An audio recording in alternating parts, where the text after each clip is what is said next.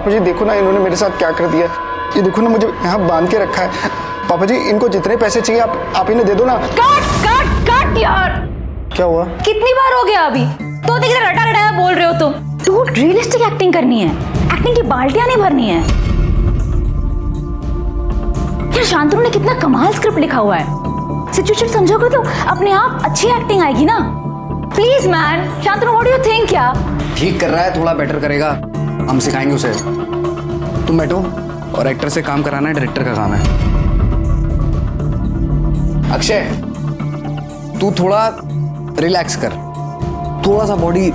हाँ भाई तुम लोग रिलैक्स ही कर लो। नहीं मतलब कर लो तुम लोग रिलैक्स यार। मैं आज के डबल चार्ज मारूंगा। अरे सुबह से एक सीन ना हो रहा है यार तुम लोगों से यार। यार मैं सच में इतनी बुरी एक्टिंग कर रहा हूँ क्या? अरे मुझसे क्यों पूछ रहा है? शांतनु भाई से पूछ। या खड़े खड़े हाथ दुख के उल्टी बातें कर रहा है मेरे सामने। ओए तू बात कैसे कर रहा है मुझसे? ओए तू एडी है कि चपरासी? तेरा कोई ओपिनियन नहीं है? ओए एक्टिंग सीख क्या टेक पे टेक दे जा रहा कब से? ओए बात कैसे कर रहा है तू मुझसे? तो जैसे बहुत हीरो आता है कुछ। यार चुप करो यार। विक्की सर शैब let's start fresh. Okay situation को समझो। तुम किडनैप्ड हो, अपने बाप को फोन कर रहे हो, भीख मांग रहे हो कि प्लीज मुझे यहाँ से बचा लो। ओ क्या कर रहा है यार? उस पे लाइन मार रहा है। कैमरा रोल कर। पता नहीं यार क्या होने वाला है आगे। तुम जिंदा बचोगे, मरोगे, क्या होगा, you never know. Roll camera, rolling action. पापा जी इन लोगों ने मुझे यहाँ किडनैप करके रखा है। पापा जी आप प्लीज आके मुझे बचा लो। इन्होंने मुझे बहुत मारा है। मुझे बांध के रखा है यहाँ पर। आप इनको जितने पैसे चाहिए ना उतने पैसे दे दो, लेकिन मुझे आके बचा लो। पापा जी प्लीज। पापा जी आपकी बहुत याद आ रही है। प्लीज पापा जी, मुझे आपकी बहुत याद आ रही।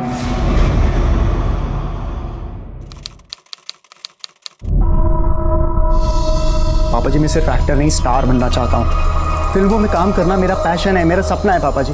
पापा जी हर कोई मेरी एक्टिंग की तारीफ करता है, सिर्फ आप ही को दिक्कत है। हाँ दिक्कत है, क्योंकि मेरे बच्चे की जिंदगी बर्बाद हो रही है। ये मोहल्ले में रामलीला में एक्टिंग करके, कॉलेज के नाटकों में काम करके कोई बड़ा एक्टर नहीं बन जाता। ये एक्टिंग का राग अलापना छोड़, कुछ ढंग का काम कर। की गल कर रहे हो जी?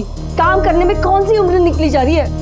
भाई इतना तो है, एक्टिंग का शौक है तो कर लेने दो ना। जब मैं 18 का था ना, मेरे प्यो ने मेरे हाथ में स्टीयरिंग थमा दी थी। ये ट्रेवल एजेंसी अपने बूते पे खड़ी की है मैंने।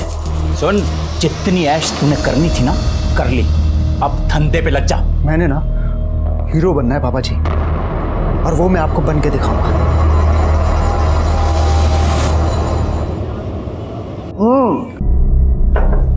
लड़का कुर्सी से बंधा हुआ है, बेबस लाचार।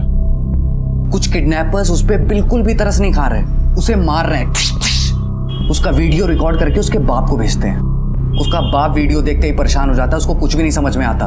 हम वापस आते हैं, हम देखते हैं किडनैपर्स अभी तक उस लड़के को उतना ही टॉर्चर कर रहे हैं। अब देखना ये है, बाप अपने बेटे को बचाने के लिए पैसे देता है या उसे ऐसे ही मरने देता है। ये है इस फिल्म का इंटरवल पॉइंट। शांतनु भाई मैं मान गया। मतलब कमाल, मतलब इससे कमाल कुछ हो ही नहीं सकता। तू सीन बता रहा था और मेरे रोंगटे खड़े हो रहे थे भाई। ये देख, अब भाई इस सीन में मैं लगाऊंगा लो एंगल शॉट। हाँ राउंड ट्रॉली घूमेगी, हीरो जब अपने बाप से पैसा मांगता है, पापा मुझे बचा लो, रो देगी भाई ऑडियंस। देखियो हेमंत, डिट्टो ऐसे ही करेंगे भाई, ऐसा ही करेंगे डिट्टो। देखियो तुम। हेमंत कितना कमाल शॉट डिजाइन किया तूने। खामखा डरता रहता है मैं नहीं कर पाऊंगा। अरे भाई अपने टैलेंट का तो मेरे को बहुत पहले से पता है, लेकिन बात वही है ना, आज तक कभी चांस नहीं मिला। मिलता भी कैसे? ये फैमिली का चक्कर, उस चक्कर में ये वीडियो शूट करता रह गया मैं। ये फिल्म वाला सपना तो कहीं पीछे ही छूट गया। अब पूरा होगा हेमंत। बाय द वे मैं तुमको बता दूं, नीता को तुम पे बहुत भरोसा है। उसको पूरा यकीन है कि तुम इस फिल्म को बहुत क्लासिक शूट करोगे। भाई भरोसा तो मेरे को भी अपने आप पे बहुत ज्यादा है, लेकिन भाई तेरे को एक बात बोलनी है भाई। हाँ बोल। यो फिल्म में पैसे के बिना शूट ना कर पाऊंगा। अरे इतना बड़ा परिवार है और अकेला कमाने वाला मैं हूं। देख हेमंत, नीता को छोड़ के हम सब फुक रहे हैं। कुछ पैसे नहीं है, कुछ भी काम नहीं है। कुछ ना करने से अच्छा है थोड़ी तो मेहनत कर लें। और हाँ, थोड़े पैसे नीता के घर से आते हैं, बाकी वो खुद ब खुद कमाती है।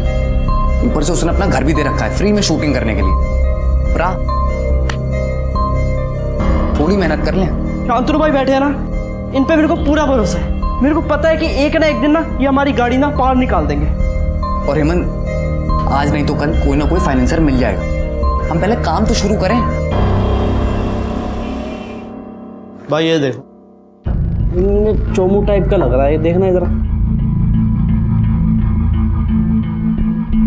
भाग साला, एक बिलोंडा ठीक शक्ल का लेके नहीं आयो, सब अपने जैसे ले आयो। एक्स फैक्टर नाम की चीज ही नहीं है। गेट खोल। हाँ भाई। हाय हाय अक्षय। विकी। हाय विकी। यहाँ पे कुछ कास्टिंग चल रही है? हाँ चल रहा है। अच्छा, वो ना मैं अपनी कुछ पिक्चर्स लेके आया था। अंदर आ जाओ। आ जाओ। हाँ हाँ आ जाओ। शांतनु भाई, ये एक्टर विकी, ये हमारे डायरेक्टर शांतनु भाई। Hi. Hi sir. Good to see you. Neeta ma'am. Hi ma'am. Hi. और शांतनु भाई, ये फोटो है, जरा देख लो।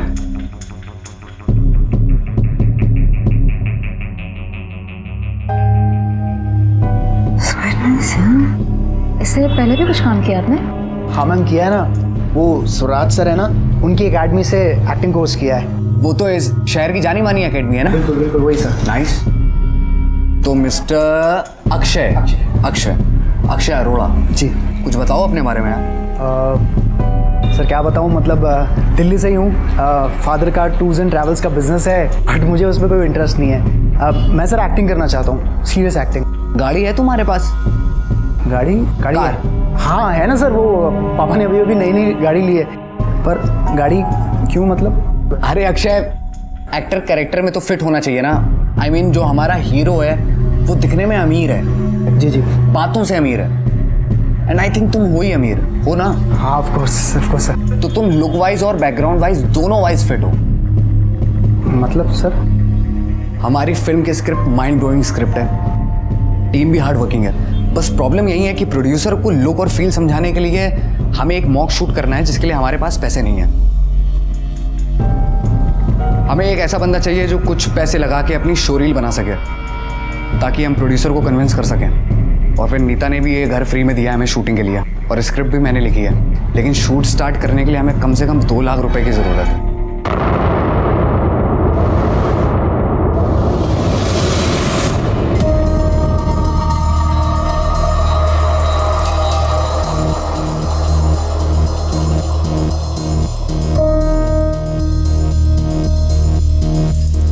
शांतनु भाई, फिर रिहर्सल कब से शुरू करनी है? आज रात से। आज रात से? ओ काजल काजल काजल,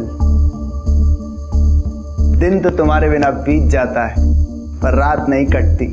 तुम्हारी बहुत याद आती है काजल। आई मिस यू काजल। भाई कैसा था? बढ़िया की ना मैंने एक्टिंग? नाइस।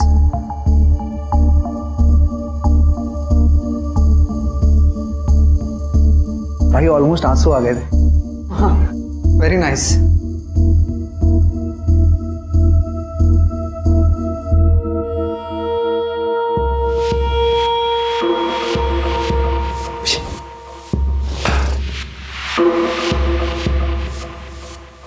नीता, क्या लगता है तुम्हें ये रोल कर पाएगा? मुझे बिल्कुल भी लगता है कर पाएगा यार। क्या? मुझे बिल्कुल भी नहीं लगता है कर पाएगा, to be very honest with you.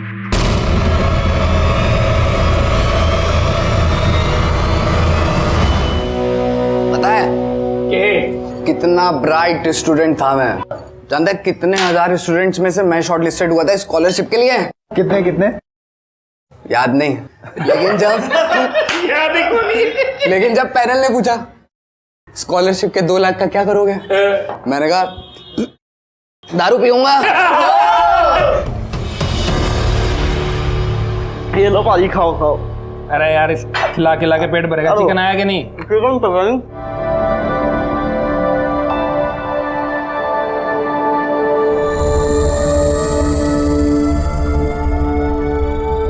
जज कर रहे हो कि कैसी लड़की है? Joint period.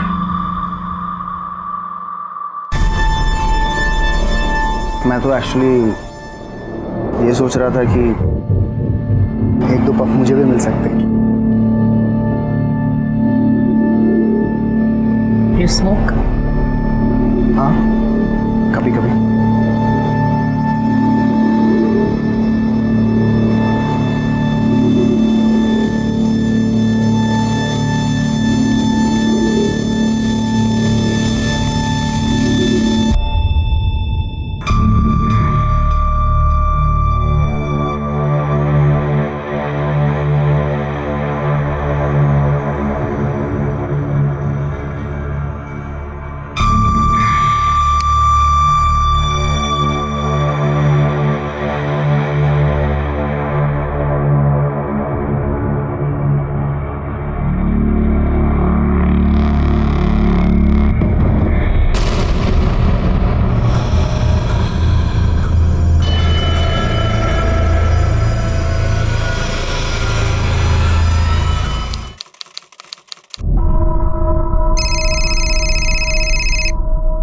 ले, इतनी लंबी उम्र है इसकी, बात कर रहे तेरे फोन आ गया इसका।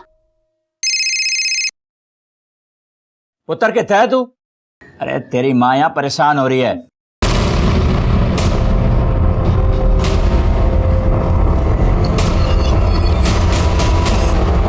ओ जी, मेरे पुत्र को किसी ने अगवा कर लिया है जी। फोन आया था मेरे बेटे के फोन से, बोला 2 लाख रुपए चाहिए, नहीं देंगे तो वो मेरे बेटे को जान से मार देंगे सर। और उन्होंने ये भी कहा कि अब दोबारा फोन करेंगे, पैसे कहाँ और कैसे देने। आप बैठिए, फिर बताइए मुझे आराम से। मेरे बेटे ने बचा लो सर, थोड़ा रब दा वास्ता।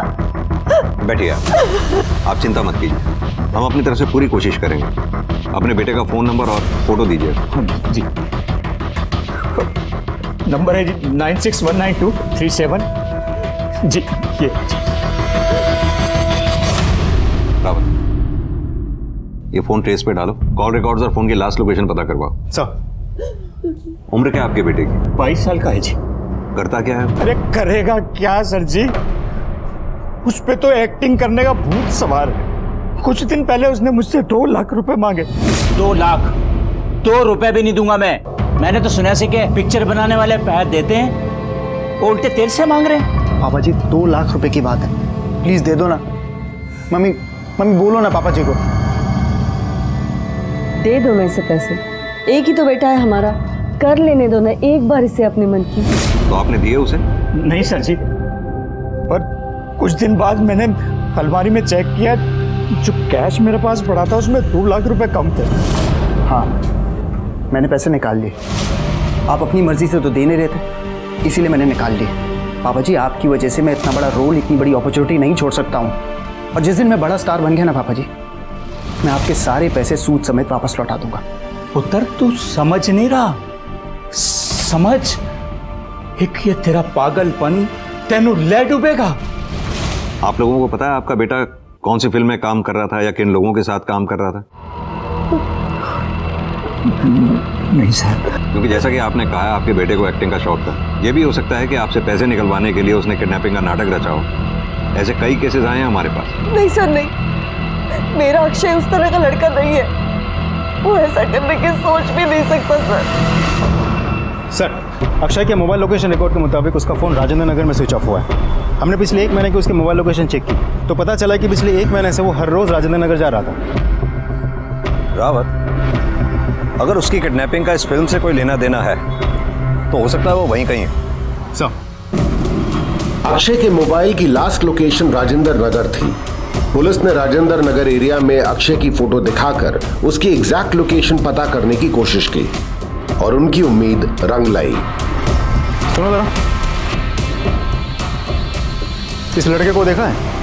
हाँ साहब, ये लड़का 1 महीने से रोज यहाँ आता था। कहाँ आता जाता था ये? 402 में। सर,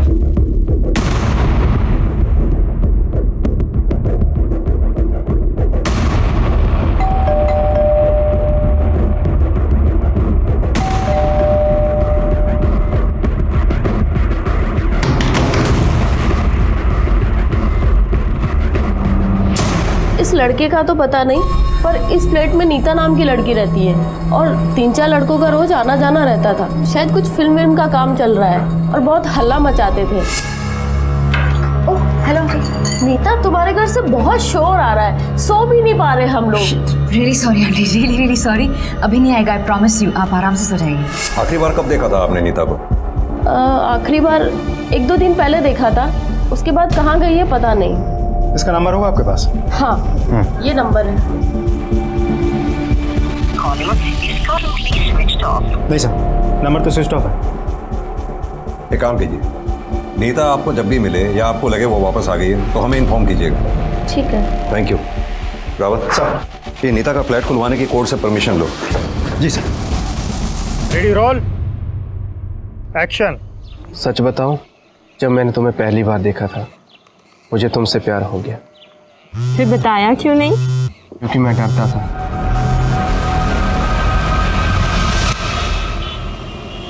नीता और अक्षय दोनों के फोन स्विच ऑफ है और दोनों के फोन की लास्ट लोकेशन राजेंद्र नगर के उस फ्लैट के आसपास की ही है जिस फ्लैट में ये लोग रिहर्सल किया करते थे।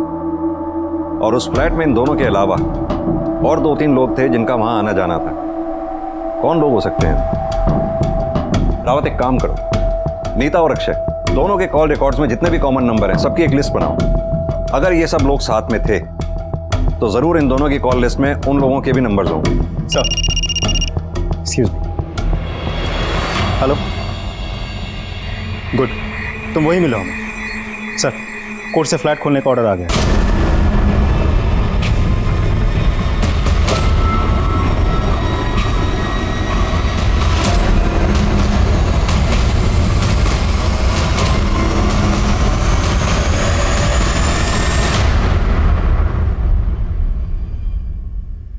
सर, ये सब कुछ देख के तो लगता है शूटिंग यही चल रही थी। रावत, शूटिंग ही नहीं, यहाँ शूटिंग के अलावा और बहुत कुछ चल रहा था। पूरा घर अच्छी तरह से चेक करो। सर,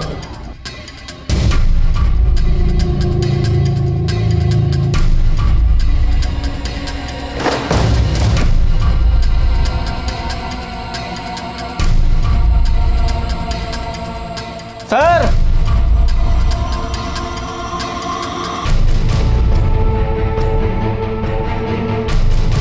सर इसमें कुछ है, काफी भारी लग रहा है। खोलो इसे। रावत, सर। एम्बुलेंस को फोन करो। सर।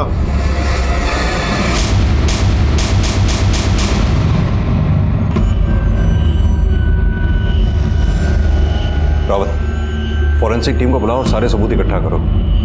सूटकेस भी नया लग रहा है, हाल ही में खरीदा हुआ लगता। पता करो कहां से खरीदा गया। सर।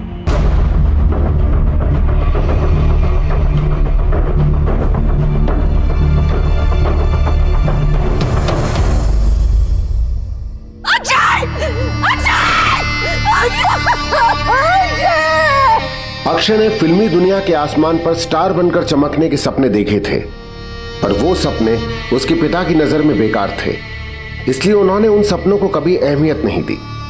जाहिर है कि पिता के दिल में बेटे के लिए आशीर्वाद था और वो उससे कुछ बेहतर बनते देखना चाहते थे, पर अपने बेटे के नजरिए को अनदेखा करना भी तो सही नहीं हुआ।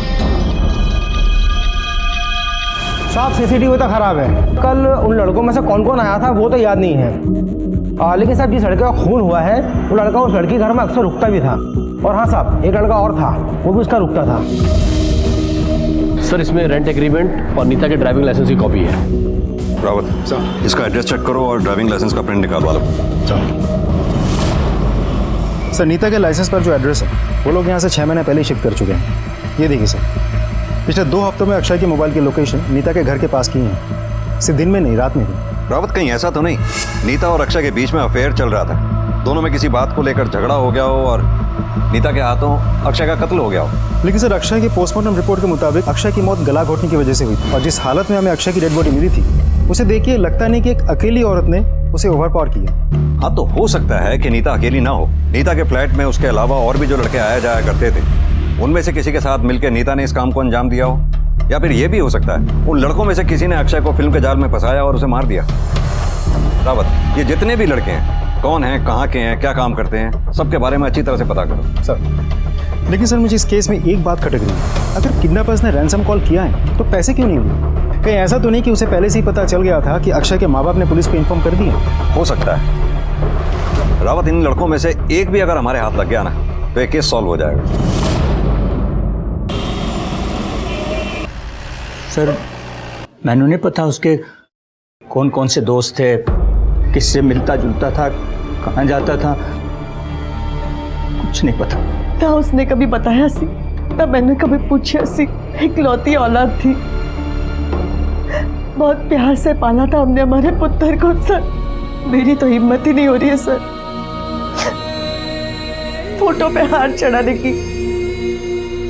एक बार पूछा जी कहाँ जाता है, वो एक्टिंग वेक्टिंग की मीटिंग कहाँ होती है, तो बोला कि मंडी हाउस के पास कोई कैफे शेफे है, वहीं मिलते हैं सर। कैफे का नाम बताया उसने कुछ? नहीं सर। रावत, मंडी हाउस सर्कल में हर कैफे हाउस में जाकर पता करना होगा कि अक्षय किसके पास जाता था, कहाँ बैठता था। Right sir.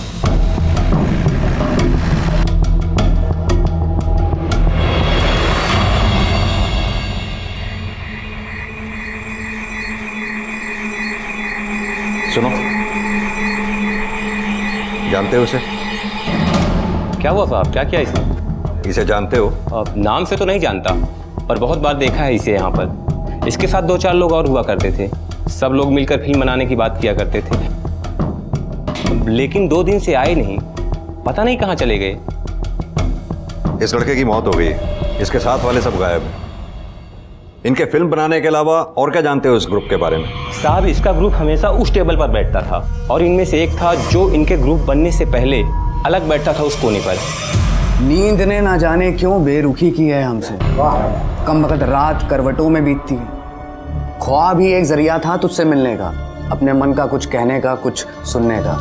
क्या बात है? उसके बारे में सब बोलते थे कि पूना फिल्म स्कूल से पढ़कर आया है और बहुत बड़ा राइटर है, बहुत अच्छी कविताएं लिखता था वो। बहुत ही अच्छा था। बढ़िया, कुछ और भी सुना देंगे ना? आप अगर इतनी अदब से कहेंगी, 1 क्या 10 और सुना देंगे। ये थी? हाँ साहब, यही थी। इसी के साथ वो राइटर घूमा करता था और 24 घंटे फिल्में बनाने की बात किया करता था। सब स्ट्रगलर थे साहब, अपना काम बनाने के लिए एक दूसरे की चापलूसी किया करते थे। कोई कहानी बेचता था, कोई गाना बेचता था, कोई एक्टिंग बेचता था, कोई एडी बनना चाहता था। भाई मैं विक्की भाई, आप फिल्म बना रहे हो? हाँ भाई, मुझे ना डायरेक्टर बनना है, बड़ा शौक है मुझे। एडी वाली जॉब दे दो मेरे को, बस मैं सब कुछ कर लूंगा भाई। ये 3 ही लोग थे? नहीं साहब, एक कैमरामैन भी था, हेमंत कापसी नाम था उसका। तुम्हें बाकी किसी का नाम याद नहीं है? कैमरामैन हेमंत कापसी का नाम याद है?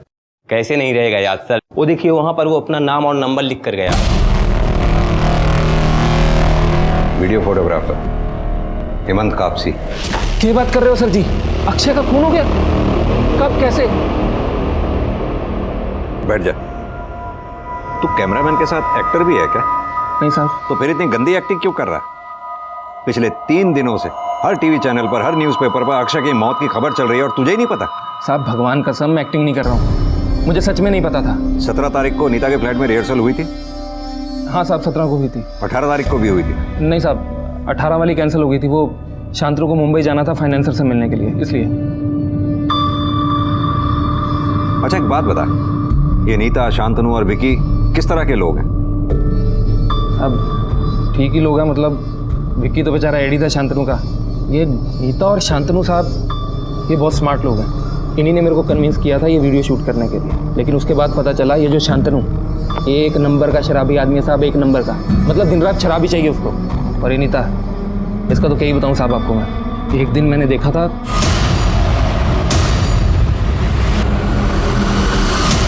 मतलब नीता और शांतनु का अफेयर चल रहा था? अरे साहब अफेयर की बात छोड़ो आप, ये तो लगी मामला था। शांतनु के साथ साथ अक्षय से भी चोंच लड़ा रही थी। जिस दिन अक्षय ने 2 लाख रुपए दिए थे, उसी रात पार्टी की थी। और साहब मैंने पार्टी के बाद अक्षय और नीता को एक साथ देखा था। तुम्हारा मतलब है नीता शांतनु को धोखा दे रही थी? लगा तो साहब मेरे को भी यही था, क्योंकि नीता शांतनु के साथ काफ़ी पहले से थी। अक्षय तो अभी आया था, लेकिन साहब मेरे को लगता है जिस दिन नीता और अक्षय ने एक साथ रुका ना, उसके बाद नीता को अक्षय अच्छा लगने लग गया था। नीता ड्रग्स लेती थी? अब क्या बताऊँ साहब, ड्रग्स के बिना उसका चलता ही नहीं है। 1 नंबर की चर्सी है साहब, 1 नंबर की। फिर विकी की माँ और शांतनु का नंबर दें। ये हेमंत कुछ ज़्यादा ही बोल रहा है। नीता और शांतनु पर सीधा सीधा शक डाल रहा है, इस पर नज़र रखो। लेकिन सर हो सकता है ये सच बोल रहा हूँ, क्योंकि नीता की तरह शांतनु का भी तो फ़ोन स्विच ऑफ आ रहा है।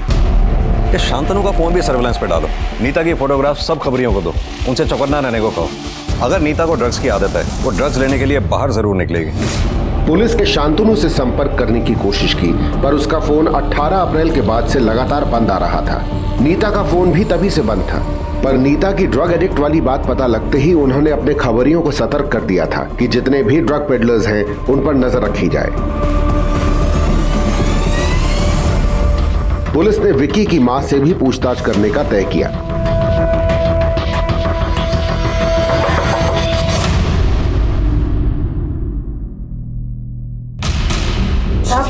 विकी तो 2 दिन से ऑफिस गया ही नहीं है, कह रहा था ऑफिस बंद है।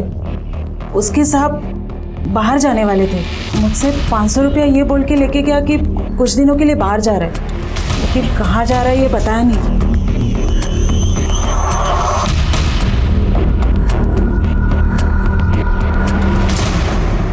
सर मुझे तो लगता है पकड़े जाने के डर से विकी फरार हो गया। हाँ लेकिन क्यों? रावत कहीं ऐसा तो नहीं विकी ने पैसे के लालच में अक्षय को किडनैप कर लिया और पकड़े जाने के डर से उसे मार दिया हो? इस विकी की माली हालत भी कुछ खास अच्छी नहीं है और सपने उसके बहुत बड़े हैं।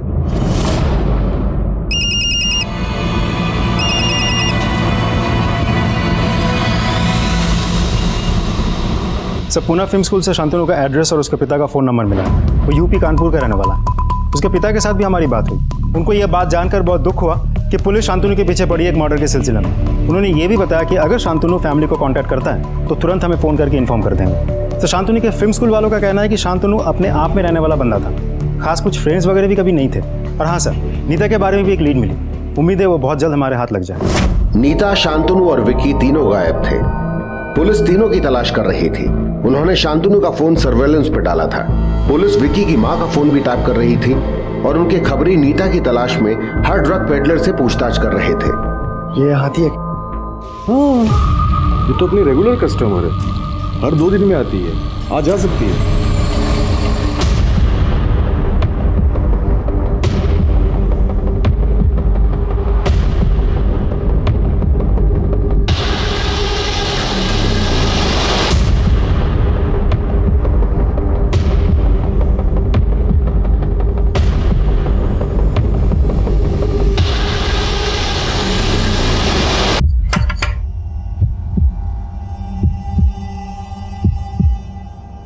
वही देना इस बार 2 पैकेट देना।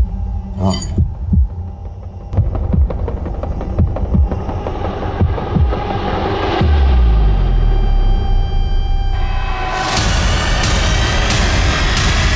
गाड़ी में ये एक सेकंड क्या क्यों चलो जल्दी। अरे यहाँ पर क्यों लेकर आए आप मुझे? मैंने कुछ किया नहीं, मेरी कोई गलती नहीं, आप मुझे यहाँ पर नहीं ला सकते इस तरह से। Shut up. बहुत कुछ कर सकते हैं हम, ड्रग्स खरीदने के जुर्म में गिरफ्तार भी कर सकते हैं हम तुम्हें। देखो हमारे सवालों का सीधे सीधे जवाब दो, ना अपना वक्त खराब करो ना हमारा। तुम्हें पता है अक्षय का खून हो गया और उसका खून तुम ही ने किया है, इसलिए तुम चुप कर बैठी हुई। मैंने नहीं किया है। तुमने कुछ किया है या नहीं किया है ये तो हम पता लगा ही लेंगे। ये बताओ कि विकी और शांतनु हैं कहाँ? मुझे नहीं पता दोनों कहाँ हैं। अच्छा चलो, शांतनु के दिल्ली का एड्रेस दो हमें। फोन तो उसका यहाँ स्विच ऑफ है। कहीं ऐसा तो नहीं कि मुंबई की कहानी बना के वो दिल्ली में छुपा बैठा है? शांतनु और मैं एक ही साथ रहते थे। मैं शांतनु को मंडी हाउस में मिली थी। और फिर दोस्ती शुरू हुई, दोस्ती के बाद काम शुरू हुआ और फिर अफेयर। अफेयर? शांतनु के साथ मेरा कोई अफेयर नहीं था। शांतनु के साथ तो था ही, और फिर बाद में जब अक्षय 2 लाख रुपए लेके आया तो अक्षय के साथ भी अफेयर। अरे कैसी घटिया बातें कर रहे हैं आप लोग। शांतनु के साथ मेरा कोई अफेयर नहीं था, मैं कह चुकी हूँ। और अक्षय, हाँ मैं उसे पसंद करती थी। यही तो, अक्षय तुम्हें पसंद था, उसके बावजूद भी तुम शांतनु और अक्षय दोनों के साथ फिजिकली इन्वॉल्व थी। क्या बात कर रहे हैं आप? ये किसने बोला आपको? तुम्हारे ही कैमरामैन ने। That cheapster। अब मुझे समझ में आया, ये भी कि अक्षय का खून किसने किया। मतलब पार्टी के रात मेरा अक्षय के साथ फिजिकल रिलेशनशिप बना और उसके अगले दिन मैं घर पर अकेली थी और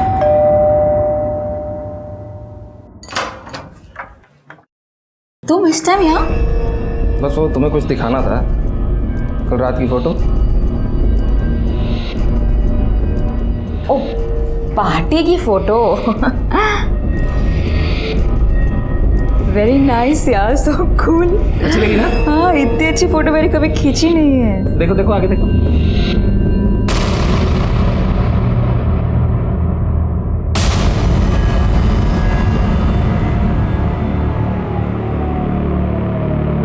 क्या बकवास है ये?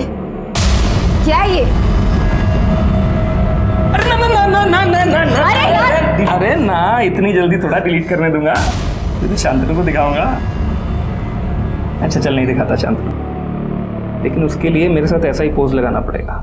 अरे वो इतनी मेहनत की है, थोड़ा सा इनाम तो हमें भी मिलना चाहिए है?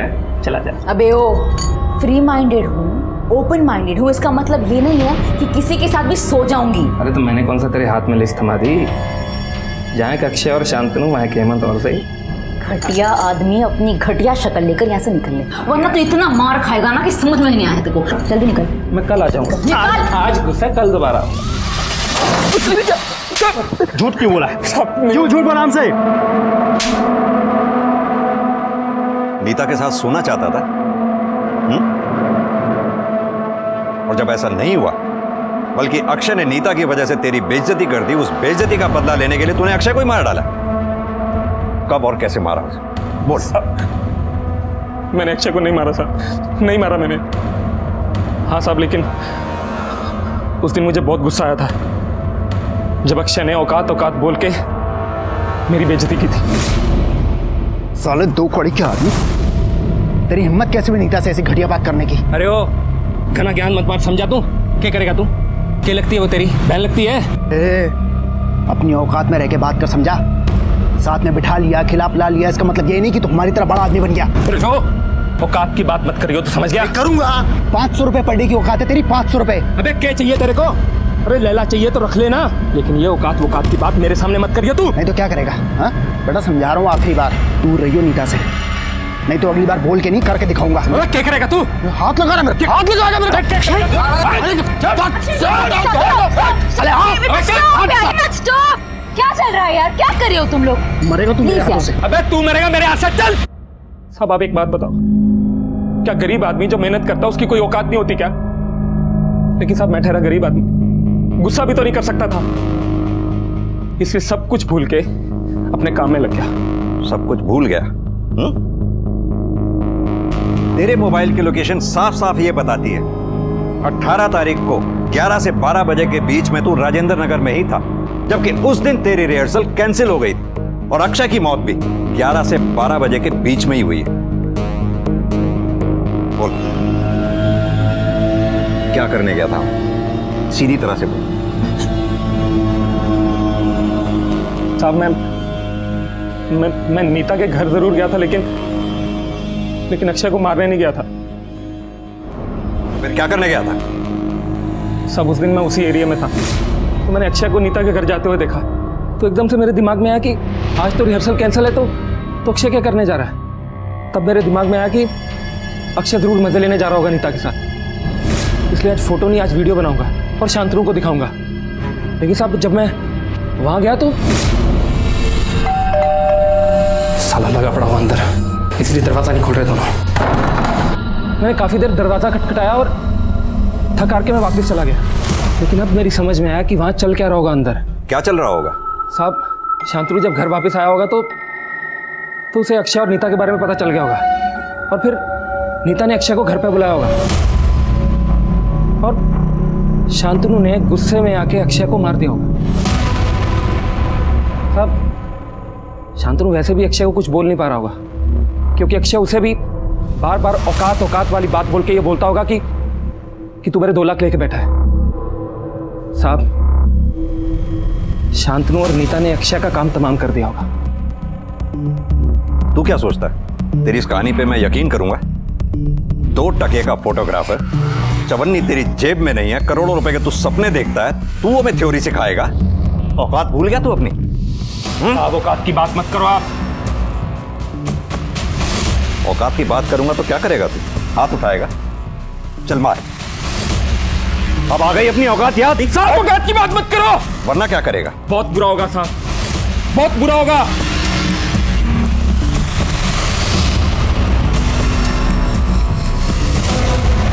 आनंद भाई, वो ड्रॉप लेके आना था ना, जल्दी से लेकर, अभी सीन स्टार्ट होने वाला, जल्दी से। क्यों तू बार बार कॉल कर रहा है यार? मैंने तो कितनी बार समझाया, मुझे नहीं खरीदना तो मतलब नहीं खरीदना।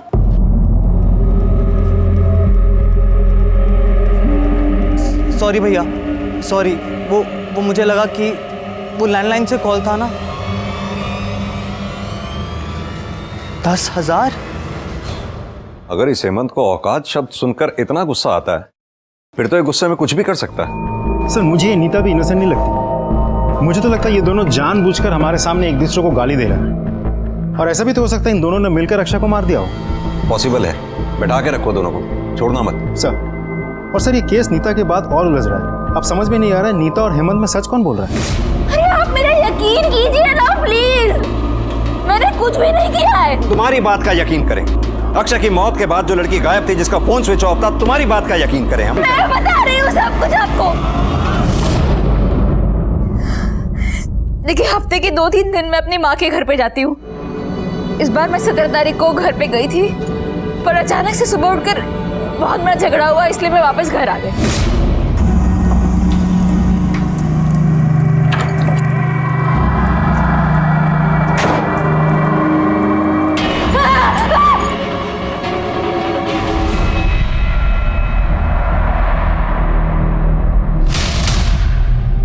मैं अक्षय से बहुत प्यार करती हूँ। मैं उसको मारने की कभी सोच भी नहीं सकती थी,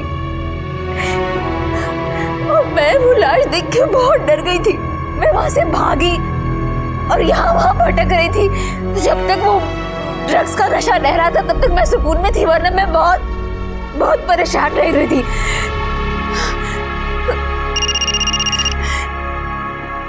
हेलो, गुड सर, सूटकेस कहां से खरीदा गया था पता चल गया है। देखो जाके सब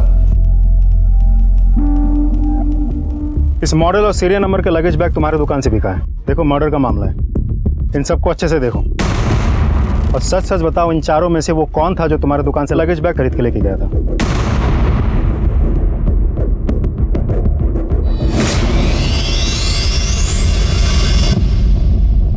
ये था सर।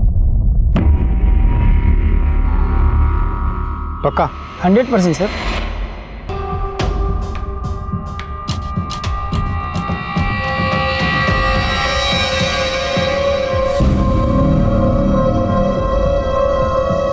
क्या तुझे उस लुक्के की हेल्प करने के लिए पैसे उधार चाहिए? यार ऐसा मत बोल यार, वो अच्छा इंसान है। अबे न्यूज़पेपर पढ़ता है कि नहीं? दिल्ली की पुलिस मर्डर के केस में ढूंढ रही है उसे, और हाँ, उससे दूर रह नहीं तो तू भी मरेगा।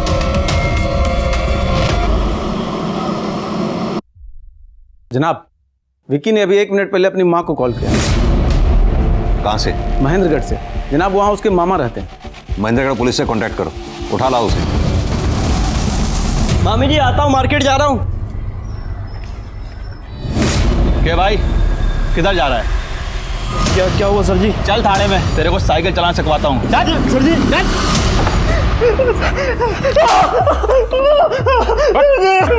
बोल, क्यों मारा था अक्षय को? सर जी मैंने मारा नहीं, बस वो सूटकेस मैंने खरीद कर लेकर दिया था। किसने मंगवाया? हेमंत ने? तो फिर किसने मंगवाया? किसने मंगवाया? शांतनु भाई ने। वो उस दिन 11 बजे के आसपास मेरे घर आए थे।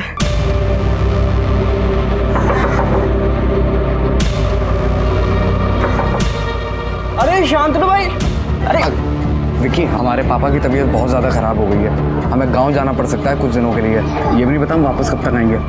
विक्की, हमें एक बड़ा सूटकेस चाहिए था, सोचा पास में तुम ही रहते हो, तुमसे ही कह दें। सूटकेस का इंतज़ाम कर दोगे? भाई सूटकेस तो है ही नहीं मेरे पास, पर हाँ, एक दोस्त है बैग की दुकान में काम करता है, वो जुगाड़ लगा सकता है। अखबार में देखा कि अक्षय की बॉडी सूटकेस में मिली है। वो सूटकेस मैंने ही खरीद कर लाके दिया था, इसलिए मुझे पता था कि मैं ही फंसूंगा। मैं बहुत डर गया और इसलिए मैं भाग गया सर जी। इसका मतलब शांतनु मेन सस्पेक्ट है। सर, ये दिल्ली मर्डर केस में जो सस्पेक्ट है ना सर, ये मुझे हर रोज़ गोरखपुर से किसी लैंडलाइन से कॉल करता था। प्लीज़ सर, आप दिल्ली पुलिस को इन्फॉर्म कर दो। सर, मेरा इस केस से कोई लेना देना नहीं है सर। उसका फ़ोन किस नंबर से आया था? 1 मिनट आओ। हेलो, हाँ कौन? Thank you inspector.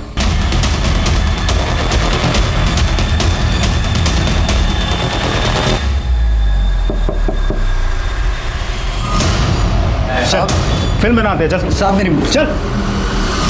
अक्षय को तो तूने मारा ही, अब ये बता क्यों और कैसे मारा?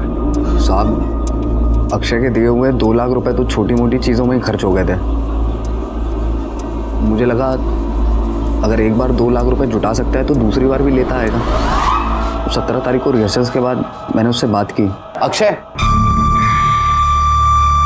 यार, वो फिल्म की शोरील बनने में कुछ बस 2 लाख रुपए कम पड़ रहे हैं। देखो अभी इतने पैसे तो हमारे पास है नहीं, अगर तुम्हें कुछ मतलब ये तो साफ साफ चीटिंग हुई ना। मैंने पहले भी आपको पैसे दिए ना, बिना कोई सवाल किए, और आप मुझसे फिर से पैसे मांग रहे हो। और ये नाटक मत करो मेरे साथ आप प्लीज। तू भड़क क्यों रहा है? Actor should be very calm down personality. क्या तू सोच, अगर फिल्म की शोरील इतनी ग्रैंड बन रही है तो फिल्म का कैनवास कितना बड़ा होगा। भाई मुझे कोई हीरो नहीं लगना, और जो आपका कैनवास है ना वो आप अपने पास रखो। यार मुझे इस घर में सवाल जवाब देने पड़ते हैं ना, पूछते हैं मुझसे कब फिल्म बनेगी, कब पूरी होगी फिल्म। मैं आपसे आखिरी बार कह रहा हूँ, अगर आपके पास फाइनेंसर होगा ना तभी फिल्म बनाना, वरना मेरे पीछे मत पड़ना। अक्षय चला गया, नीता भी अपनी माँ के घर चली गई। मुझे पता था वो 3-4 दिन के लिए गई है, अभी तो नहीं आएगी। उसके घर की चाबी मेरे पास थी, तो मैंने सोचा इस बात का फ़ायदा उठाया जाए। अक्षय से कुछ पैसे निकलवा के मैं मुंबई चला जाऊंगा, वहाँ जाके स्ट्रगल करूंगा, कुछ डार्क से कुछ नई फिल्म बना देता हूँ, ऐसा सोचा था मैंने। लेकिन साहब 18 की सुबह मैंने अक्षय को फ़ोन किया, उससे बीती रात के लिए माफ़ी भी मांगी। उसको बोला एक काम कर, तू आ जा नीता के घर, तेरे कुछ वीडियोस बनाने, वहाँ जाके फाइनेंसर को दिखाऊंगा। वो खुशी खुशी आ गया, उसने मना भी नहीं किया। हेलो, तुम्हारा बेटा अक्षय मेरे कब्जे में है। अगर इसे जिंदा देखना चाहते हो तो 2 लाख रुपए इकट्ठा करके रखो, अगले फ़ोन पे बताऊंगा पैसे कब और कहाँ लेके आने।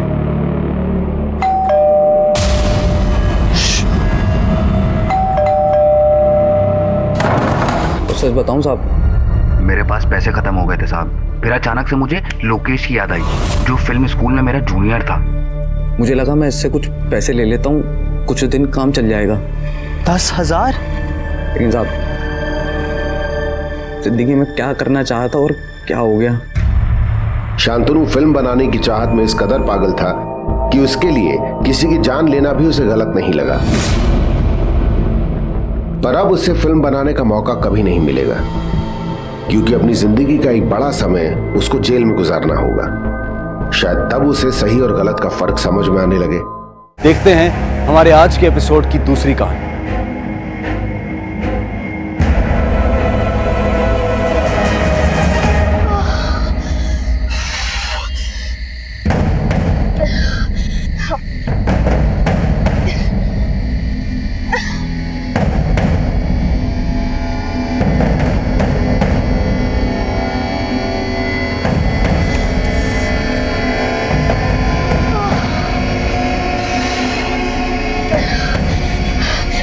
जल्दी चलिए।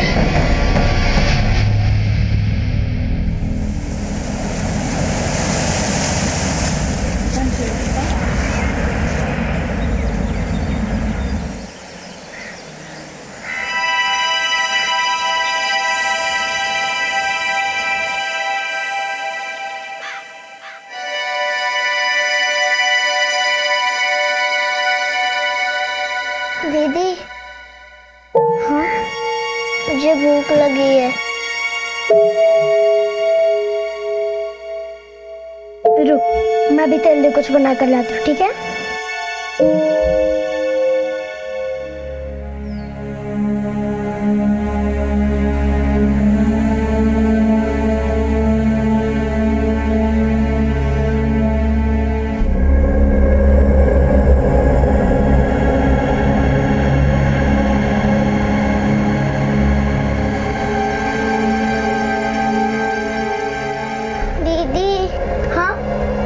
मम्मी के पास जाना है। चुप कर,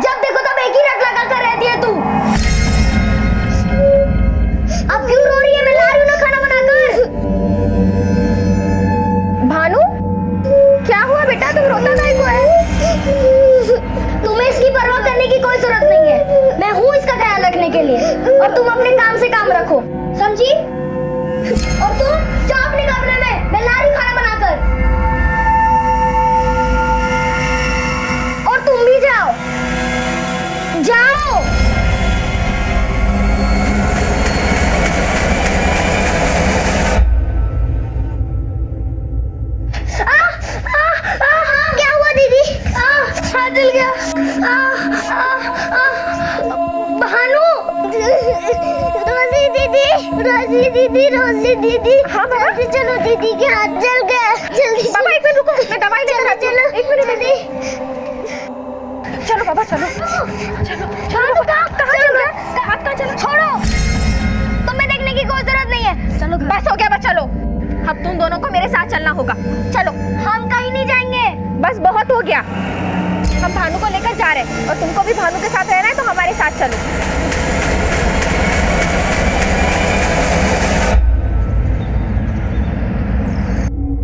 सर, इनकी कुछ कंप्लेन है। बोलिए। सर, इन लोगों का मम्मी डैडी 4 दिन से घर नहीं आए। गए कहाँ हैं? कुछ पता है आपके पास? जब हम सो रहे थे तो पता नहीं इन लोग गद्दा लेकर कहाँ चले गए। गद्दा? सर, वो मैट्रेस होता है ना बेड पर लगाने वाला, वही। सिर्फ एक मैट्रेस लेके चले गए? हाँ सर, घर में वो मैट्रेस भी नहीं है और वो दोनों भी नहीं है। मीना, इन्हें सर के कैबिन में बैठो। चलो चलो बच्चों, चल बैठ जा। सर, एक औरत 2 बच्चियों को लेके आई, दोनों बच्चियों के माँ बाप गायब, इसके अलावा उनके घर से एक मैट्रेस गायब। मैट्रेस गायब? जी सर। जी कहिए। सर, इन दोनों के माँ बाप पिछले 4 दिनों से गायब है। आप कौन है? सर, हम इन लोगों का नेबर है, रोजी। 4 दिनों से इनके मम्मी डैडी को नहीं देखा तो हमें कुछ गड़बड़ लगा सर। उनके फोटोग्राफ्स है आपके पास? जी सर। सर, ये नागेश इंगोले और ये उनकी वाइफ रूपा इंगोले। मुझे मम्मी के पास जाना है। सर नहीं बेटा, हम जल्दी आपके मम्मी पापा को ढूंढ निकालेंगे। हाँ? कहाँ रहते ये लोग?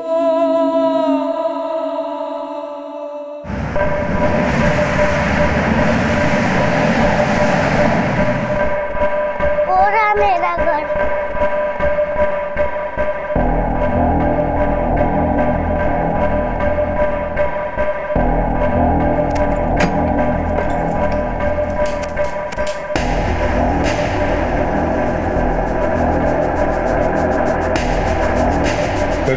चेक करोगे सर? चेक करो सर। बेटा, आखिरी बार मम्मी पापा को कब देखा था? जब हम रात में सो रहे थे तो दोनों थे, पर सुबह उठकर देखे तो कोई नहीं थे। तो ये कब की बात है? वेडनेसडे। पक्का वेडनेसडे? हाँ, क्योंकि उस दिन मम्मी का बर्थडे था।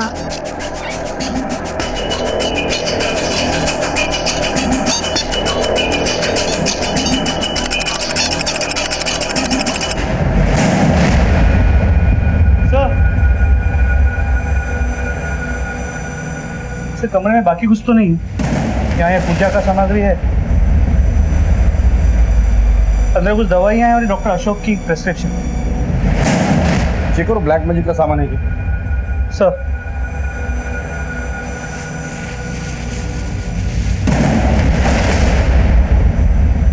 नहीं सर, बेसिक पूजा सामग्री है।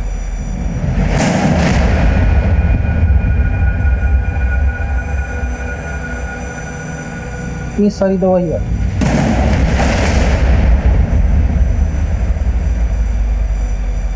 तो कोई चूरन लगता है। सर,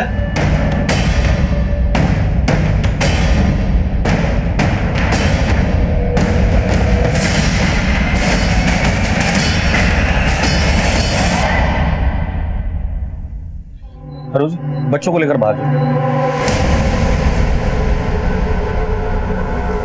चलकर खून देखकर लगता है कि इस घर में कुछ तो हुआ है। ये ब्लड नागेश या रूपा दोनों में से किसी एक का हो सकता है। बच्चों का ब्लड सैंपल ले लो और इस खून का डीएनए उससे मैच करवाओ। बेटा, वेडनेसडे को जब मम्मी का बर्थडे था उस रात मम्मी पापा के बीच लड़ाई झगड़ा हुआ था, कुछ सुना था आप लोगों ने? नहीं। मम्मी पापा का मोबाइल नंबर याद है? मम्मी के पास फोन नहीं है, पर मुझे पापा का फोन नंबर पता है। अंकल को नंबर दे दे। आस पड़ोस में पूछताछ करो और इन दोनों के फोटोग्राफ हर पुलिस स्टेशन में सर्कुलेट करो। सर, बेटा पापा का नंबर बताओ।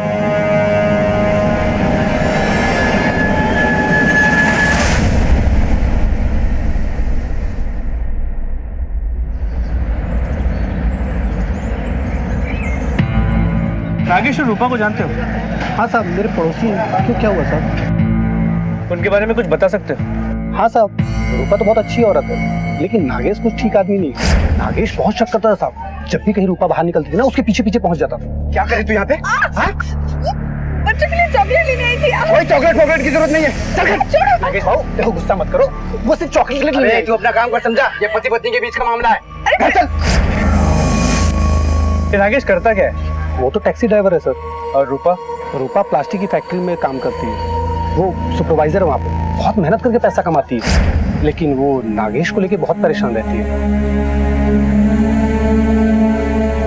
अरे रूपा भाभी, भाभी सुनो तो, ये चोट कैसे लगी आपको? मुझे पता है, उसी नागेश ने मारना फिर से। अरे छोड़ क्यों नहीं देते उसको? बस करो, मेरे पति के बारे में और कुछ मत बोलो। जैसे भी है वो मेरे पति है। भाभी, कि नागेश और रूपा की किसी से कोई दुश्मनी? साहब, नागेश तो खुद का दुश्मन है, कर्जे और उधारी में डूबा रहता है। वो तो रूपा भाभी बेचारी जो घर और परिवार को संभालती है। ठीक है, अगर उन दोनों के बारे में कुछ पता चलता है तो हमें बताना। जी सर। ये नागेश और रूपा का आपस में रिश्ता कैसा? सर, नागेश तो भला आदमी था, लेकिन वो रूपा एक नंबर का नक्चड़ी औरत था। अपने आपको पता नहीं, एक नंबर का महारानी समझता था।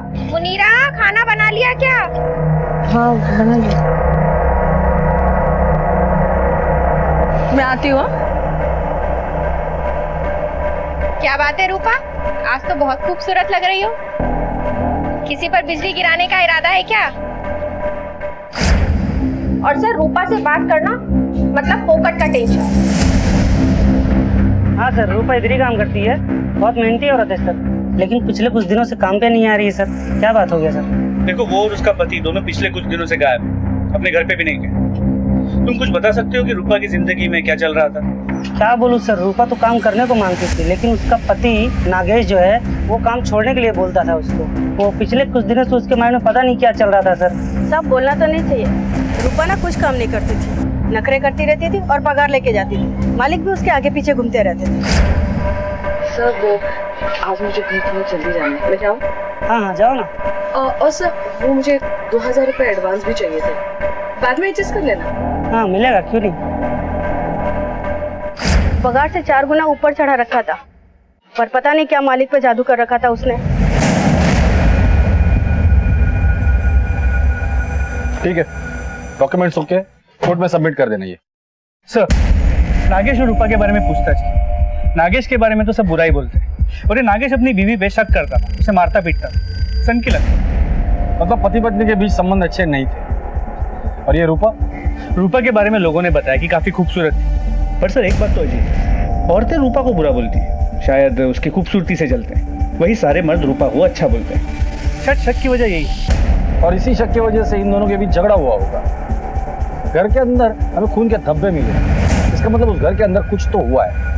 ब्लड स्टेन की रिपोर्ट आने के बाद ही मामला साफ हो जाएगा कि वो खून के धब्बे है किसके। सर आपस का झगड़ा तो समझ में आता है, लेकिन इस तरह बच्चों को छोड़ के जाना समझ में नहीं आता। 1 हफ्ता हो गया सर, मैंने पता किया कि नागेश एक प्राइवेट टैक्सी ड्राइवर है। फिलहाल नागेश जहाँ काम करता था वहां जाकर पूछताछ करते हैं, शायद वहां से कुछ क्लू मिल जाए। कहकर बच्चियों ने कहा था कि वो लोग घर से जाते वक्त मैट्रेसेस लेकर गए। जब हम सो रहे थे तो पता नहीं इन लोग गद्दा लेकर कहाँ चले गए। एक बात समझ में नहीं आया, कोई घर से जाते वक्त अपने साथ मैट्रेस क्यों लेकर जाए?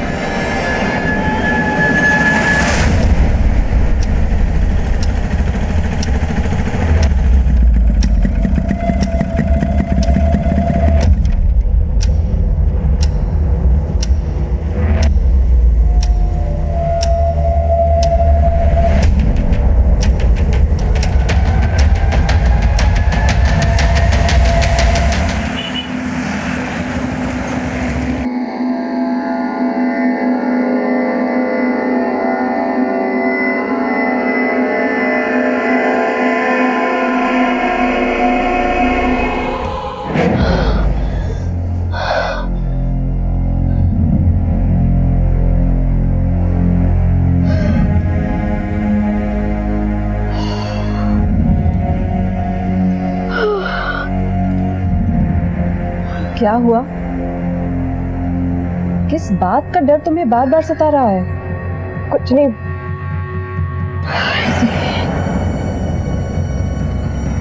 देखो, तुम्हारा 9वां महीना चल रहा है, इसमें इतना टेंशन लेना ठीक नहीं है। तुम कुछ बता भी नहीं रही हो, क्या टेंशन है तुम्हारी लाइफ में?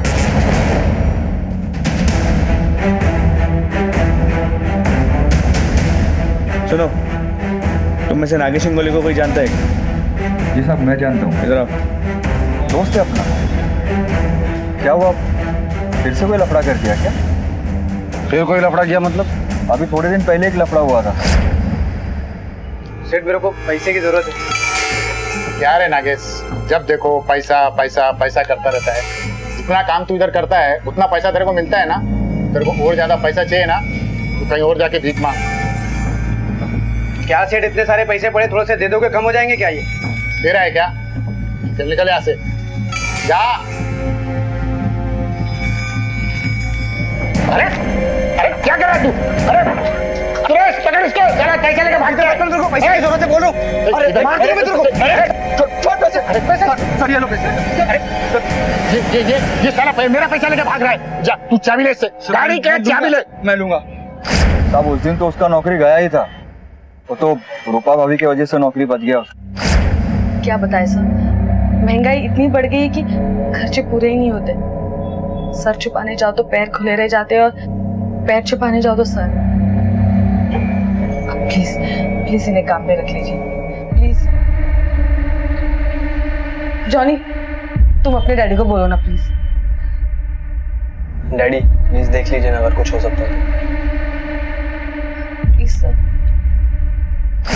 नौकरी तो उसका बच गया साहब, लेकिन वो खुद किधर गुल हो गया मालूम नहीं। दिमाग एक जगह पे रहता नहीं था उसका, कभी इधर कभी उधर। काम पे तो काम पे, घर पे भी ऐसा ही करता था साहब। इसलिए भाभी ने एक दिन मेरे को बोला कि तुम नागेश का ध्यान रखना, वो घर में कम और तुम लोगों के साथ ज्यादा रहता है। आजकल बहुत ही खोया खोया रहता है वो, किसी से बात ही नहीं करता, एकदम चुप। तुम उसके दोस्त हो, तुम उससे बात करके देखो ना, शायद तुम्हारे साथ खुल के बात कर ले वो। साहब, नागेश ने अपना जिंदगी खुद ही बर्बाद कर दिया। सबसे पैसा मांगता था साहब, शायद उसको कोई बड़ा बीमारी था साहब। कैसी बीमारी? वो तो कुछ आइडिया नहीं है। ऑफिस क्या है तुम्हारा? साहब, एक पास वाली गली में। एड्रेस लिख लो इससे।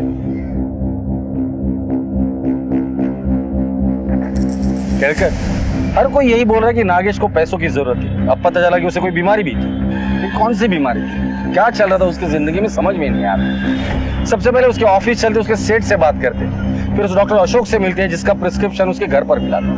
सर,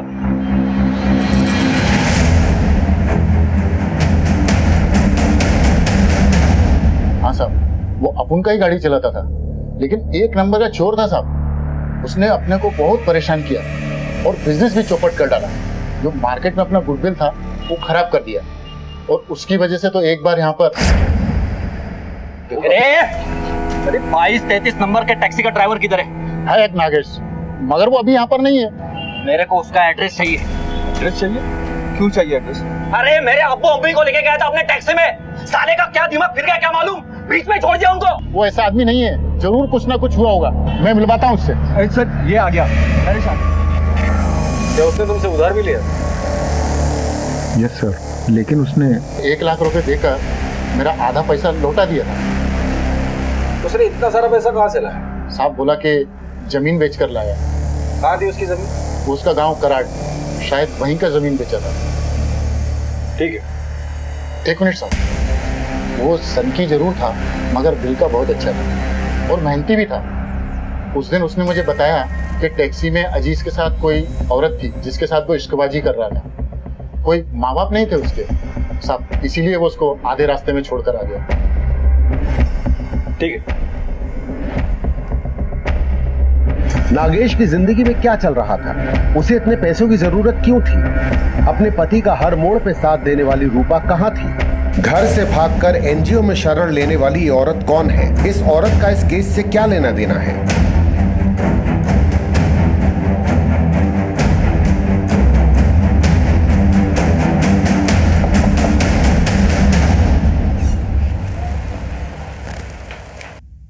नागेश इंगोड़े आपका पेशेंट था। ये कुछ दवाइयाँ आपने उसे लिख कर दी थी, काफी महंगी दवाई है ये। जी हाँ सर, ये दवाइयाँ मैंने उसे लिख कर दी थी। किस चीज की दवाई है ये? सर ये हाइपर सेक्सुअल डिसऑर्डर है, इसे सैटिरियासिस भी कहते हैं। इसे आमतौर पर आप सेक्सुअल डिजायर कम करने की गोलियां भी बोल सकते हैं।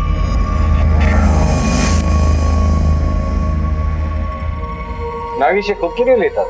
उसने ये गोलियां तो अपने दोस्त के नाम पर मुझसे ली थी, क्योंकि ऐसे मामले में लोग अक्सर ही शर्माते हैं। नागेश को लड़कीबाजी का शौक होगा, जिसके लिए वो लोगों से पैसे लेता होगा, और ये बात रूपा को पता चल गई होगी, इसलिए नागेश ने रूपा को कुछ कर दिया होगा। सर हेलो, दोनों मैच करते हैं, ठीक है सर। लैब से कॉल पता चला कि घर में जो खून मिला था उसमें एक्चुअली 2 लोगों का खून, एक मेल और एक फीमेल, और ये दोनों खून के डीएनए दोनों बच्चों के डीएनए के साथ मैच भी करते हैं। मतलब उसमें रूपा और नागेश दोनों का खून। जरूर इन दोनों के बीच बहुत बड़ा कुछ तो हुआ है, शायद मारपीट या फिर हत्या।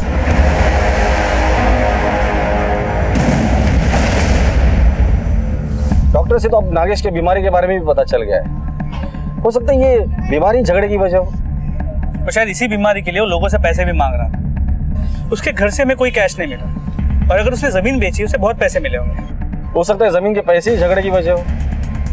लेकिन सर अब तक यही पता नहीं चला कि हुआ क्या है। दोनों को मार दिया गया है, दोनों भाग गए हैं या किडनैप हुए हैं। डीएनए रिपोर्ट से एक बात तो साफ है कि घर के अंदर खून खराबा जरूर हुआ है। सर हमने आसपास के सभी हॉस्पिटल, मुर्दाघर चेक किए, पुलिस की मिसिंग कंप्लेंट्स भी चेक की, कहीं कोई सुराग नहीं मिला। ये अजीज कौन है जिसका इस नागेश के साथ झगड़ा हुआ था? पता चला कि सर एक लोकल चिकन शॉप का डीलर है, थोड़ा भाई टाइप का है, तो लोग डरते हैं उससे। ये अजीज ने उसे मारने की धमकी दी थी ना?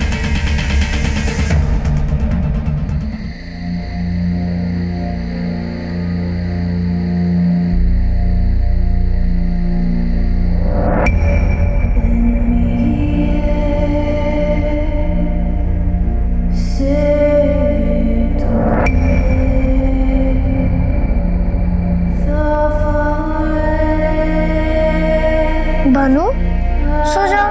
दीदी चलो ना मम्मी पापा को ढूंढते हैं। जो खो जाता है उसे ढूंढते हैं भानु, और जो खुद ही चला जाए उसे कौन ढूंढता है। तू सो जा।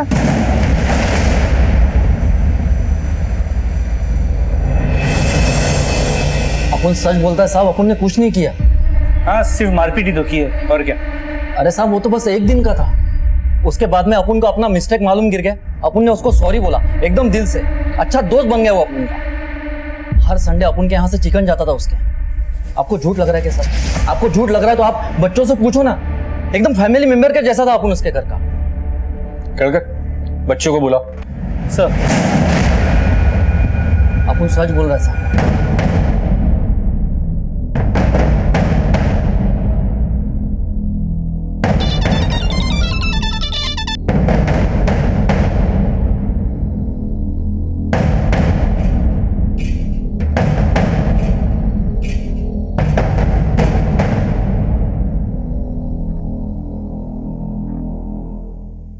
अजीज अंकल मुझे मम्मी के पास लेकर चलो। देखा साहब, बच्ची भी पहचानती है, अच्छे पारिवारिक संबंध थे हमारे उनके साथ। रोते नहीं बेटा, चलो चलते हैं। साहब इनको लेके जाओ क्या साथ में देख रेख करने के लिए? कोई जरूरत नहीं, तू निकल ले। नहीं मुझे मम्मी के पास लेकर चलो। बेटा, चलो अरे चलो बेटा चलो चलो। बेटा रोते नहीं, हाँ हम लोग है ना, हम लोग तुम्हारे मम्मी पापा को ढूंढ निकालेंगे। हाँ बट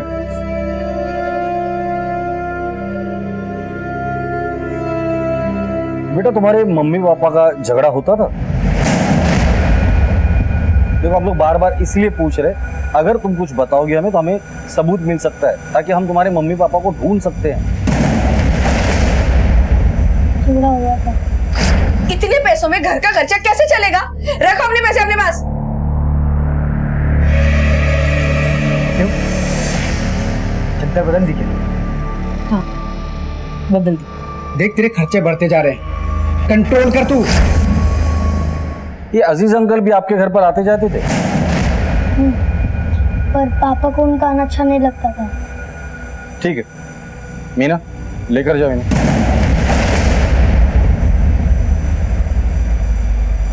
केळकर, ये अजीज बहुत शातिर है, नजर रखो इस पर। और ऐसे भी नागेश के बारे में पता करने उसके गांव कराड़ हम जा ही रहे, इन बच्चों को भी साथ लेकर जाते, उनके दादी के घर पर नहीं छोड़ देते। जी सर। हाँ सुन, मुझे किसी भी कीमत पर वो चाहिए, चाहे कहीं भी हो, उसे ढूंढ के निकाल, वरना तुम लोगों की खैर नहीं, समझा ना? हमें कहीं नहीं जाना, मैं बानू की देख रेख कर लूंगी। अगर पापा घर पे आए और वो हमें नहीं देखे तो फिर वो परेशान होंगे। मुझे मम्मी के पास जाना है। देखो बेटा, जब तक तुम्हारे मम्मी पापा नहीं आते तुम लोग दादी के पास ही रहो। जैसे ही वो लोग घर पर आ जाएंगे तुम अपने घर लेकर जाएंगे, ठीक है?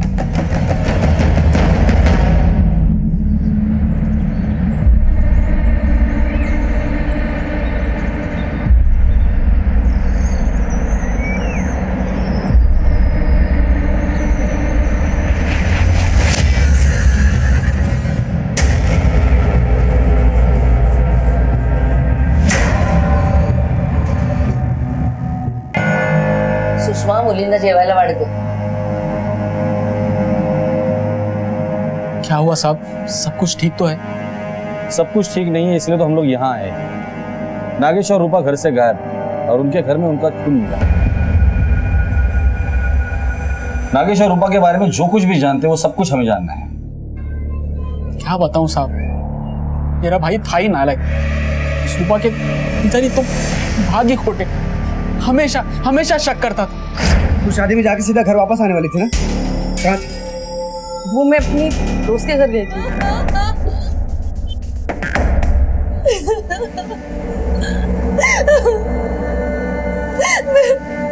मैं आपकी दासी बनकर रह लूंगी, लेकिन मैं इसके साथ नहीं रहूंगी।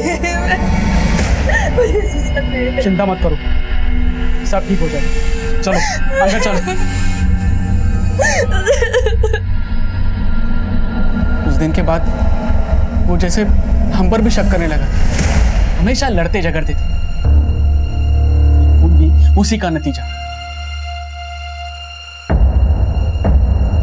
डायन थी वो रूपा, मेरे बेटों को बर्बाद कर दिया उसने, घर को बर्बाद कर दिया उस चुड़ैल ने। ठीक ही तो कह रही हूँ। और तू अपने भाई के बजाय उस नालायक लड़की की साइड ले रहा है। हाँ, क्या कह रहे तुम? तू अपने भाई के बारे में गलत कैसे बात कर सकता है? एक मिनट, आप अंदर जाइए, हमें इनसे बात करनी है, प्लीज। देखिए, नागेश और रूपा के बारे में आप जो कुछ भी जानती है प्लीज बताइए। माझा नागेश खूप चांगला मुलगा आहे साहेब, ये लड़की बड़ी कमीनी है, बहुत प्यार करता है वो उससे। शादी के बाद तो और भी लट्टू हो गया, इतना कि उस लड़की के लिए अपने बापदादा की जमीन तक बेचने को मांग रहा था। मैंने मना किया साहब। हाँ, मेरी मदद कर, मुझे पैसों की बहुत बहुत जरूरत है। छोड़ क्यों नहीं देता तू उस औरत को? अरे याई, मैं कैसे छोड़ दूं उसको? वो मेरी बच्चियों की माँ है, मैं उससे इतना प्यार करता हूँ, इसलिए दिन रात मेहनत करके मैं उसके लिए पैसे कमाता हूँ। उसको पैसे पूरे नहीं पड़ते याई, उसको और पैसों की जरूरत है, देना मुझे पैसे।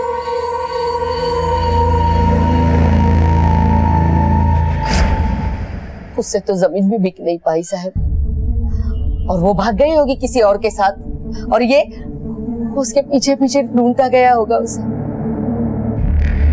अपना साहब उसको पकड़ के जेल में डाल दो, फांसी लगवा दो उस कमीनी को। देखिए, आप शांत हो जाइए, क्योंकि हम तहकीकात कर रहे हैं। यहाँ से निकलने के बाद नागेश और रूपा कहाँ रहते थे? लक्ष्मी चौक, बेड़गांव।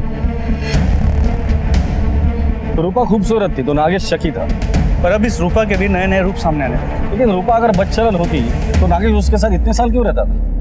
बेलगांव चल देखते हैं, शायद कुछ हाथ लग जाए।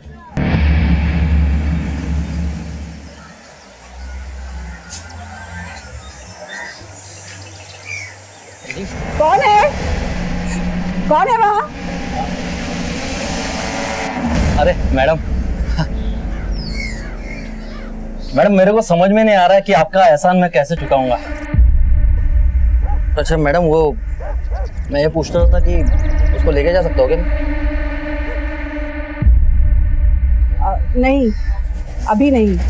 अभी उसे देखभाल की काफी जरूरत है। मैं तुम्हें बाद में फोन करके बताऊंगी।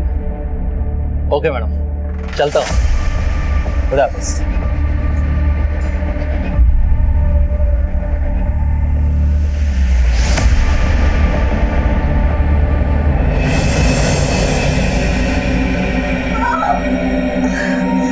अरे अरे चलो ताजी से आया को बुलाओ, इसकी डिलीवरी यहीं करनी होगी।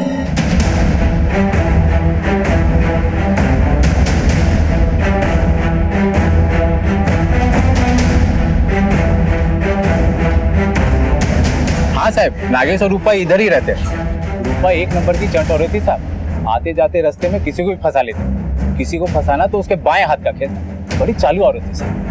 और साहब नागेश तो टूरिस्ट का गाड़ी चलाता था, इसलिए हफ्ता 10 दिन के लिए बाहर रहता था और इधर रूपा का कार्यक्रम करता था।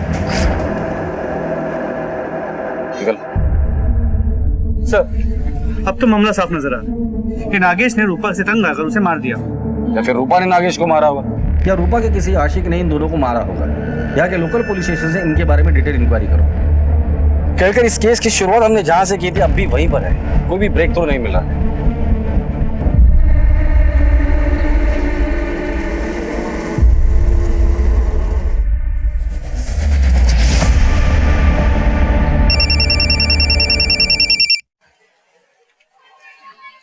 बोलो।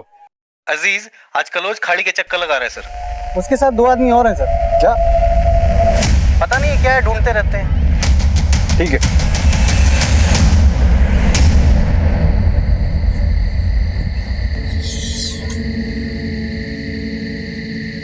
दीदी हम लोग कहाँ जा रहे हैं? हम लोग पापा के पास जा रहे हैं।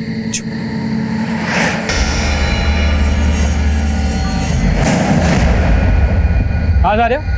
हम तो पापा के पास। क्या है तेरा बाप? अब पड़े रहो जिंदगी भर यहाँ। चलो चलो अंदर चल।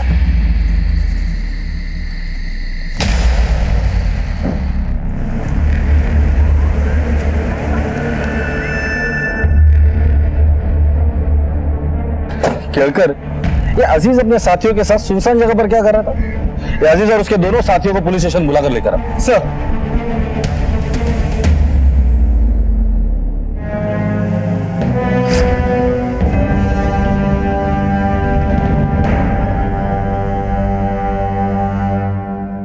खाड़ी के पास जो डंपिंग ग्राउंड है वहां तुम लोग बार बार क्यों जाते हो?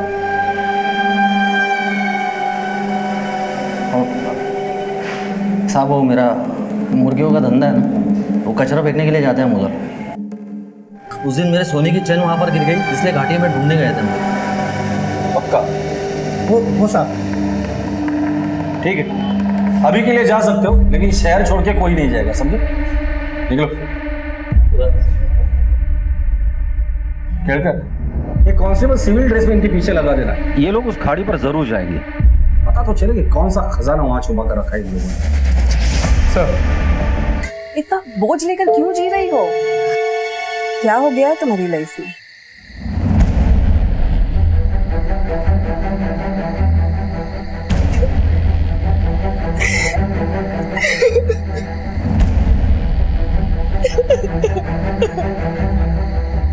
बताओ तो क्या हुआ है?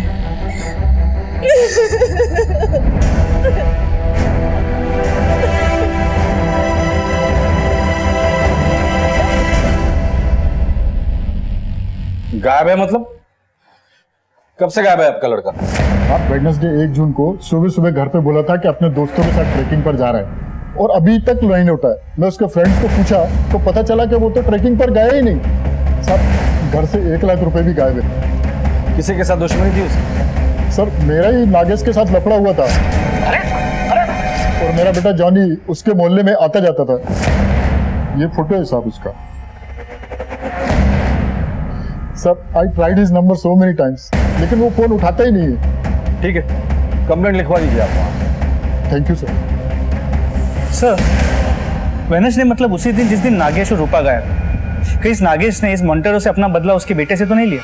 ऐसा भी हो सकता है कि दोनों पति पत्नी ने मिलकर इस जॉनी को गायब किया हो, क्योंकि जॉनी के पास पैसा भी था। एक काम करो, इस मोंटेरो से जॉनी का नंबर ले लो, उसके कॉल रिकॉर्ड निकालो urgent basis. Sir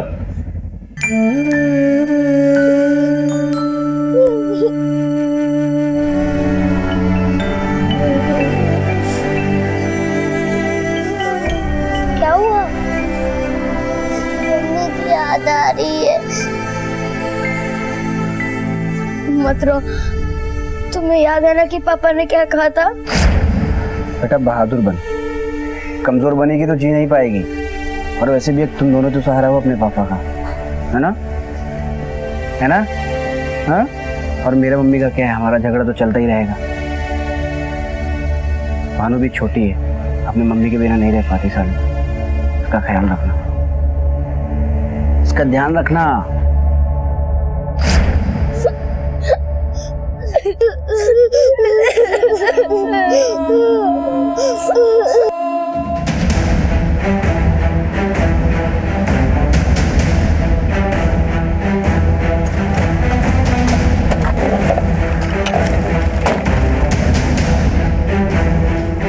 sir body का निचला हिस्सा मिला था। ऊपर का हिस्सा कहाँ है? सर वो तो हमें मिला नहीं। आसपास ढूंढो, यही कहीं फेंका होगा। तो एक्सेट मिला सर।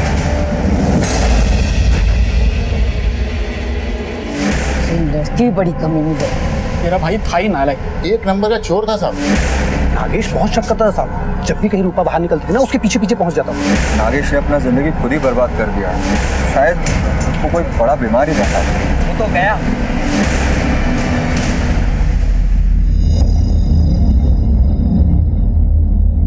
सर जॉनी थॉमस के पास 2 नंबर्स थे। उनमें से इस नंबर की मोबाइल की लोकेशन हमेशा उस बस्ती की रही जहाँ पे नागेश और रूपा रहते, जबकि जनरली किसी के मोबाइल की लोकेशन अपने घर की होती। और इस नंबर से 4 नंबर्स पे लगातार बात होती।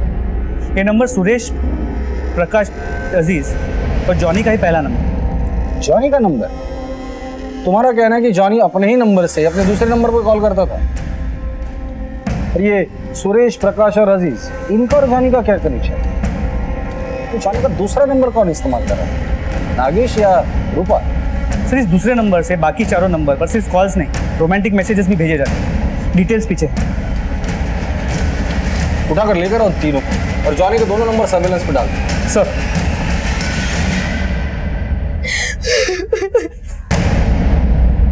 सब कुछ हो गया, डरने की जरूरत नहीं है। हम तुम्हारे साथ हैं। मैं पुलिस को फोन करती हूँ। नहीं नहीं नहीं नहीं नहीं, आप पुलिस को फोन मत कीजिए। नहीं, चिंता मत करो, पुलिस हमारी मदद करेगी। 1 minute. Hello, police station. Sir मैंने हिम्मत की थी पुलिस स्टेशन आने के लिए, लेकिन मैंने वहाँ अजीज को देखा और मैं बहुत डर गई। मैं मेरे बच्चे के खातिर वहाँ से चली गई। मुझे डरने की कोई जरूरत नहीं। आज से तुम्हारे और तुम्हारे बच्चे की सुरक्षा की जिम्मेदारी हमारी। बताओ जो कुछ भी जाने।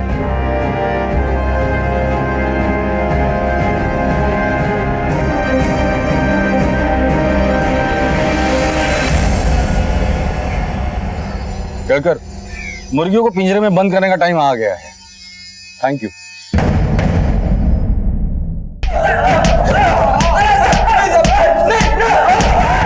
बस टाइम पास करना बिल्कुल अच्छा नहीं लगता। फटाफट बताओ तो नागेश को क्यों मारा तुम लोगों ने? साहब वो रूपा ने मारा उसे।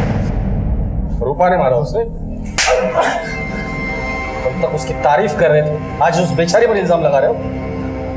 बेचारी बेचारी नहीं है साहब, वो उसने ही नागेश को मारा।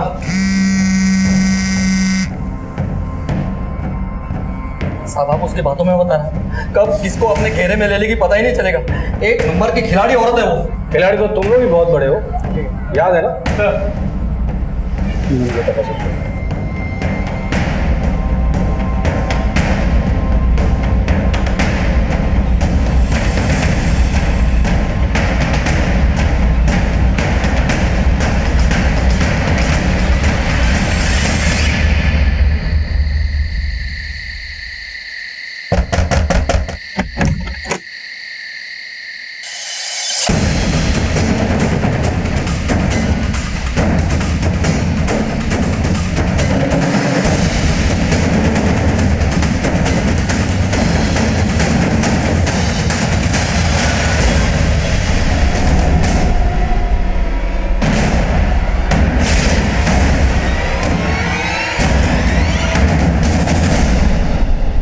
नागेश का है, क्या किया उसके साथ?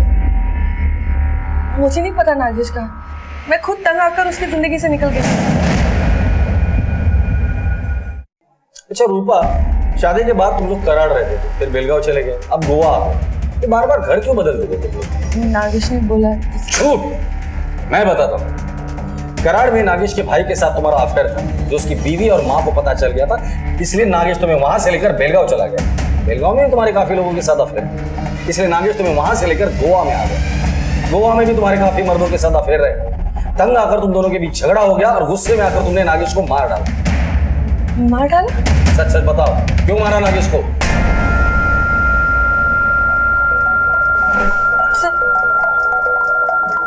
सच है कि मेरा कहीं मर्दों के साथ संबंध था, लेकिन मैंने नागेश को नहीं मारा।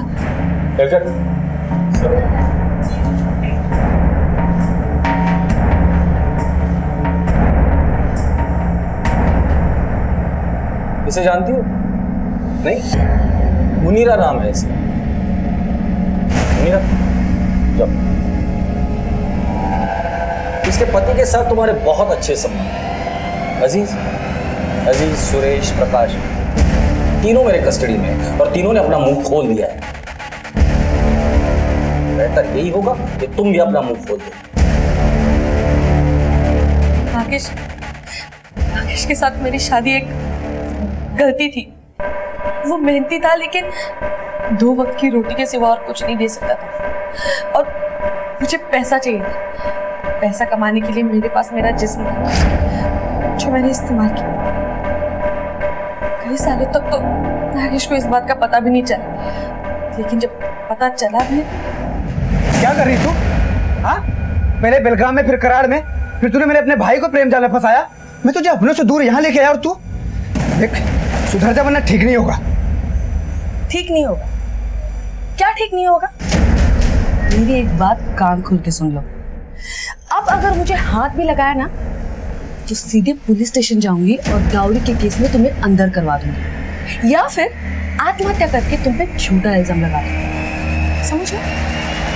नागेश ने मुझे ठीक करने के लिए कई उपाय किए, डॉक्टरों से दवाइयां लाई, पूजा पाठ करवाए, लेकिन बाद में उसने हालात से समझौता कर दिया। लेकिन मेरे जन्मदिन पर उसके सब्र का बांध टूट गया।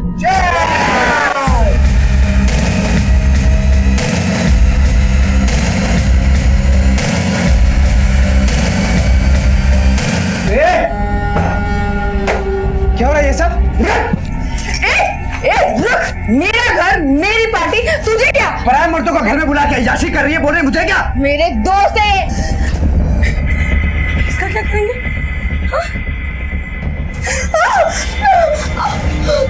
मुनीरा, तूने कुछ नहीं देखा? जरा भी इधर उधर किया ना, तेरे को काटने में देर नहीं लगेगी, समझी ना? निकल।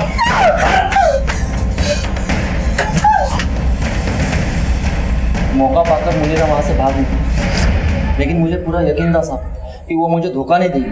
ये गद्दे का क्या चक्कर है? वो लाश के टुकड़े हमने गद्दे पे ही किए थे। जॉनी के साथ भाग गए, क्योंकि उसके पास बहुत पैसा था और वो मुझ पर बहुत पैसे भी लुटाता था। लाश के टुकड़े करके हमने थैलियों में बांध दी। मेरा मुर्गियों का धंधा है, हम कचरा फेंकने घाटी में जाते हैं, बदबू में बदबू मिल जाए इसलिए हमने लाश को घाटी में फेंक दिया। पुलिस लाश तक पहुंची कि नहीं पहुंची, ये देखने के लिए हम अक्सर वहाँ पे चक्कर लगाया करते थे। और रूपा से दोस्ती होने के बाद मैंने अपनी बीवी मुनीरा को रूपा के घर में कामकाज के लिए रख दिया था।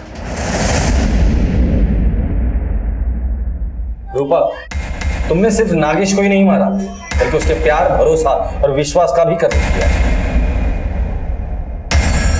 अजीज, प्रकाश, सुरेश, जॉनी और रूपा को न्यायिक हिरासत में भेज दिया गया है। इस घटना में सबसे ज्यादा नुकसान मासूम शालू और भानु का हुआ, जो अब सारी जिंदगी माँ बाप के प्यार और संरक्षण से वंचित रहेंगे। अपने रिश्तों को संभाल के रखें, क्योंकि रिश्ते ही असली पूंजी है। इस तरह के और भी एपिसोड देखने के लिए हमारे चैनल को सब्सक्राइब करें और बेल आइकन दबाना ना भूलें।